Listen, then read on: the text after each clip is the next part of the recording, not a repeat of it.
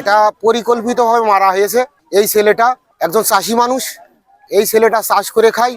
তার একই দাগে তার চাচার কাছে শুনলেন 7-8 বিঘে জমি আছে এবং সেই জমিতেই চাষাবাদ করে। আজকে 1 সপ্তাহ ধরে সে নিখোঁজ। আমরা নির্বাচনের কারণে এটা আমরা তার সাথে যোগাযোগ, তার পরিবারের সাথে যোগাযোগ করতে পারিনি। এটা আমাদের বিএনপির একজন দলীয় মানে একনিষ্ঠ কর্মী, যার কারণে আজকে হঠাৎ করে শুনলাম যে সে মারা গেছে, তা আসলাম। এটা সম্পূর্ণ পরিকল্পিত, এটা এর সাথে জড়িয়ে আছে তার বাপ চাচারা, জানে কারা জড়িয়ে আছে। এটা রাজনৈতিক কি পারিবারিক বা অন্য কোনো, এটা পুলিশ তদন্ত করার পরে পুলিশ বিষয়টা বুঝবে। জলিল সত্তার সেও অনেক টাকা খেয়েছে। আমি ভাবির সাথে যখন ওই অবস্থায় যখন ঘুমের ওষুধ খেয়ে আমার যখন চলে যাচ্ছিল, তখন আমার ভাবি ওই মহিলার সাথে ভাইয়ের কথা হচ্ছিল, টাকা পয়সা নিয়ে তখন গ্যাঞ্জাম হচ্ছিল।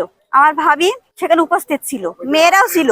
আজ সকাল 10:30 থেকে 11টার মধ্যে এখানকার স্থানীয় একজন মেম্বার আমাদেরকে থানা পুলিশকে খবর দেয় যে এখানে এই ভৈরব নদীতে একটা অজ্ঞাতনামা একটা লাশ পাওয়া গেছে। পরে আমাদের পুলিশের টিম এসে এই লাশটাকে তার পরিবারের মাধ্যমে শনাক্ত করে।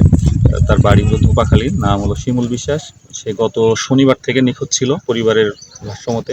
আমরা পরে আমাদের এখানকার লোকজনের সহায়তা আমরা লাশটা উত্তোলন করি, লাশের সুরতাল করে আমরা পোস্টমর্টম পাঠিয়েছি এবং পরবর্তী আইনগত ব্যবস্থা আমরা এটার ভিত্তিতে নিব আর কি। তো প্রাথমিকভাবে আমাদের কাছে পোস্টমর্টমের রিপোর্ট ছাড়া আসলে বলা মুশকিল যে এটা আসলে হত্যা কি আত্মহত্যা বা কি কি ধরনের ঘটনা। বাট আমরা এটার কি রহস্য বা কি ক্লু সেটা আমরা উদ্ঘাটনের চেষ্টা করছি এবং আশা করি এটা আমরা খুব দ্রুতই এই ঘটনার সমাধান করতে পারবো।